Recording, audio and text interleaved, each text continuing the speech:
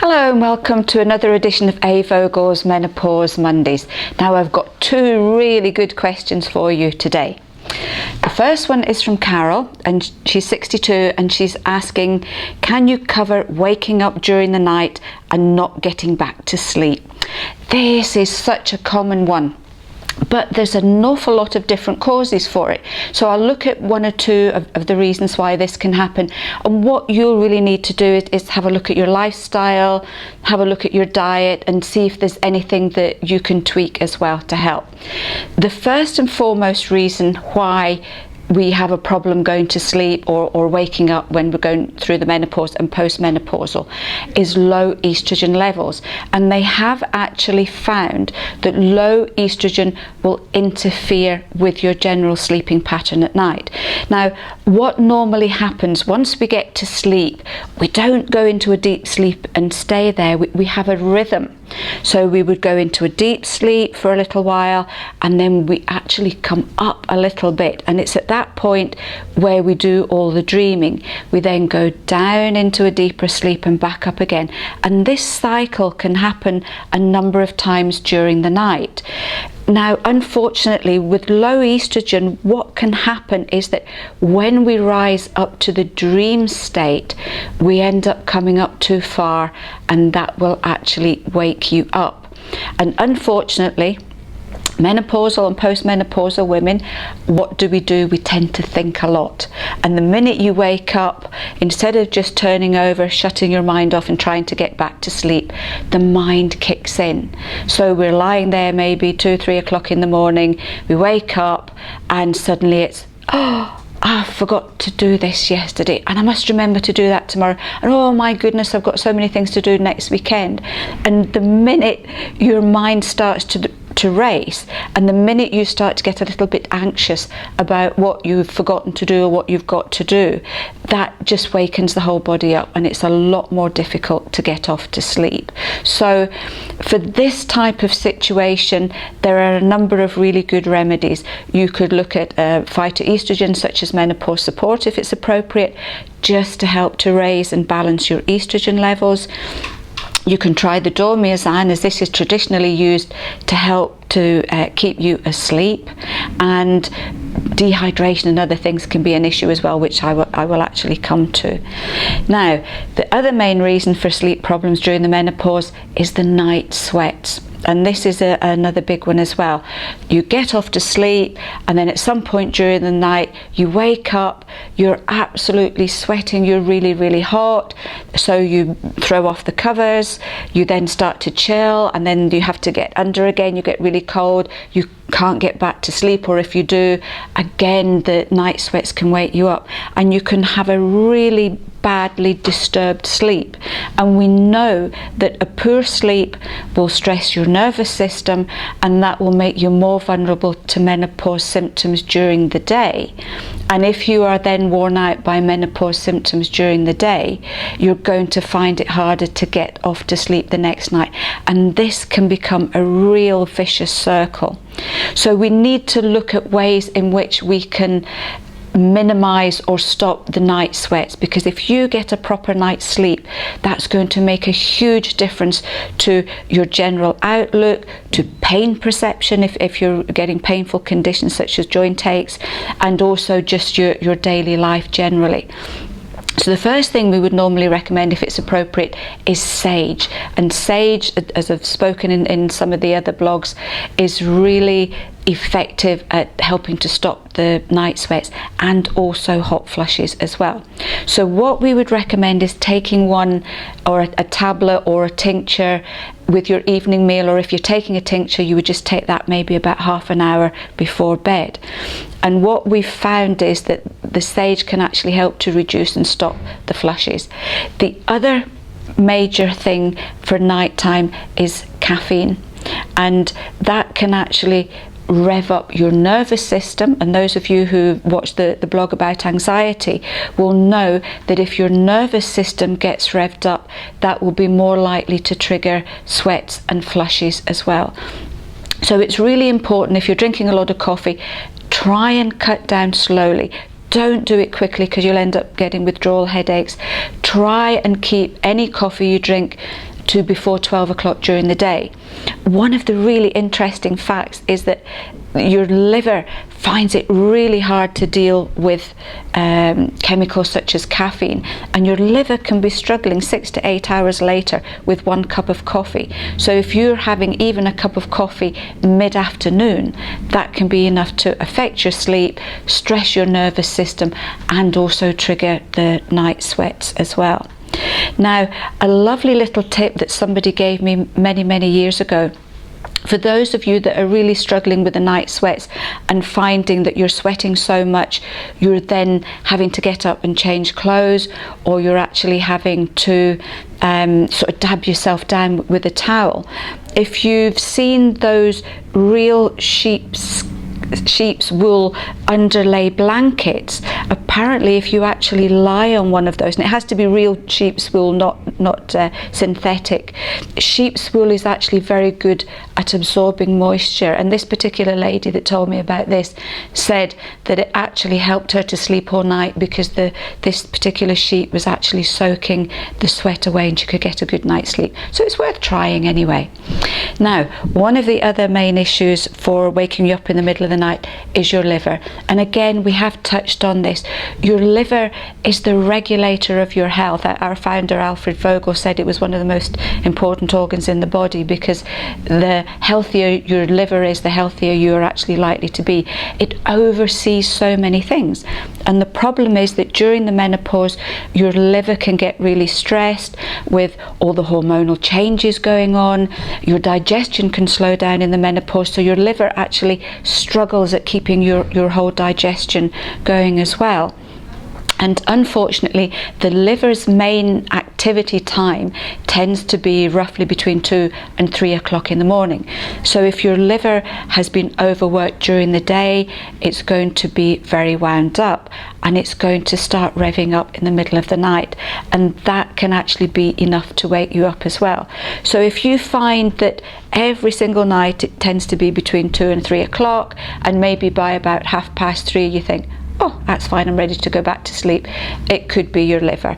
And we're not talking major liver problems here, it's just a liver stress. And there is a wonderful combination of herbs called milk thistle complex, and this is traditionally used to help to support liver function. The other thing you could do if you wish it, if you have the time and the inclination, is to do a very gentle liver detox. And there's loads of books on Amazon that you can actually look into, and maybe try that when you're on holiday, or if you have some quiet time as well, and it can be really helpful. Cleansing and caring for the liver can reduce sluggishness, it can reduce fatigue, it can make you think better, it can give you more energy. So it's something actually worth doing maybe a couple of times a year, just for your general health as well. Now, I talked a little bit before about anxiety, and we know that a stressed nervous system will rev itself up and actually ping sometime in the middle of the night. It's a bit like, remember the old-fashioned watches with a spring, and you know, as a child you can remember tightening them up, and then if you tightened them too much it just went ding. And this is what can happen to your liver. It gets more and more under pressure during it gets more and more under pressure during the day, and your nervous system just crashes in the middle of the night. Now, we need to look at helping to calm the nervous system down. So this is important to do this during the day. So remember, you know, cut your caffeine down. If you feel that anxiety is a big issue, go for one of the lovely stress remedies such as passion flower or wild oats as well, because these can help to calm you down without sedating you during the day. Remember to cut out the coffee. Remember the relaxation. If you can actually do a little bit of relaxation in the evening, not just as you get into bed, because if you try and relax or listen to one of these lovely tapes in the middle of the night, you're going to fall asleep possibly before it actually does any good. So maybe early evening, do some nice relaxation, and that can actually set you up for a good night's sleep as well. And remember technology, you know, we sit and watch telly until, you know, 5 minutes before we go to bed, and some people have their iPads or iPhones beside their bed. So try and keep the bedroom clear of all technology if you can, and also just maybe give yourself 15 minutes peace and quiet before you actually go to bed. So I hope that gives you a little bit of insight into more ways that you can actually help to get a better night's sleep. Now, the next question.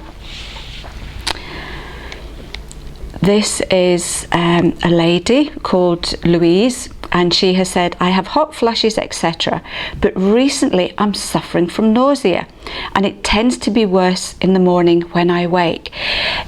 This is quite interesting because a lot of women think that they will just get 1 or 2 menopause symptoms and it will last the whole of the menopause. Now, your hormones are not in a static state. They can fluctuate quite dramatically, and different levels of hormones can trigger different symptoms. So you may find that you start the menopause with hot flushes, and 6 months later they might disappear. You might end up getting joint pain, and then they ease off, and then it could be the mental fogginess. So you can go through the menopause experiencing quite a range of different symptoms at different times. So for Louise, the nausea is something that's just suddenly happened. So we would look at what's going on in her life at this particular minute. Now, nausea, this was actually a really big surprise for us, because it wasn't something that was down, you know, in the top 10 symptoms of the menopause, all the research that we did. But what we have found is that a huge number of women are actually suffering from nausea or feeling sick, and a few unlucky women will actually get sick on a regular basis. So what is going on here? Why is this happening? Why are you getting the nausea? Well, first of all, it's the fluctuation of estrogen. So it is a little bit like morning sickness, this particular thing. And a lot of women, like Louise, find that they get the nausea in the morning and then everything calms down during the day. But nausea can be caused by other factors as well. And dehydration is a real big one. And if you are getting night sweats, so suppose Louise was actually getting night sweats as well, then she's going to be really dehydrated during the night, and that is going to cause a problem with the nausea in the morning. The liver, a stressed liver, can also cause nausea. So remember all the things we talked about just a few minutes ago. The other thing can be blood sugar levels. If your blood sugar levels get too low, that can cause nausea. It can also cause a bit of dizziness as well. So if you're getting nausea and dizziness in the morning, then it could be a question of low blood sugar levels. Now, I know that most people say don't eat in the evening, don't eat before you go to bed. But if you have your evening meal maybe about 5, 6, 7 o'clock at night and you don't have anything else, then by the time you wake up the next morning, 6 or 7 o'clock in the morning, your blood sugar levels can be very low.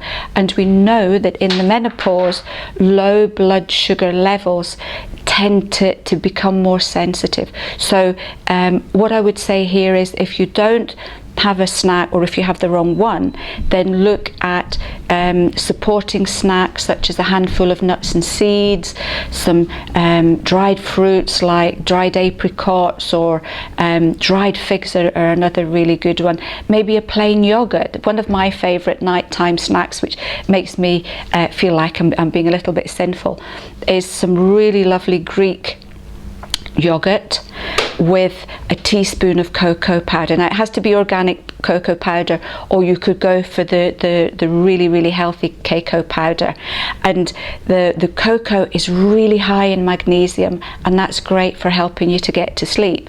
And a teaspoon of good cocoa powder is actually very low in calories. So remember, not drinking chocolate, it has to be the real cocoa. And if you actually mix that up into some really lovely Greek yogurt, you've got a lovely lovely, yummy kind of chocolatey pudding that you can have for your supper or before you actually go to bed. If you like fruit, you could maybe go for fruits such as apples or pears. Don't go for the really sweet ones, because they tend to give your blood sugar level a little bit of a rush.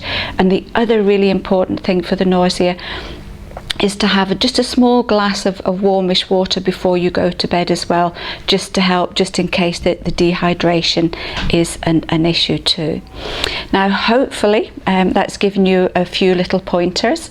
If you have any questions about anything, please do get in touch with me, and I'll be happy to include your questions in the next session of questions and answers. So I'm looking forward to seeing you next time for another edition of A.Vogel's Menopause Mondays.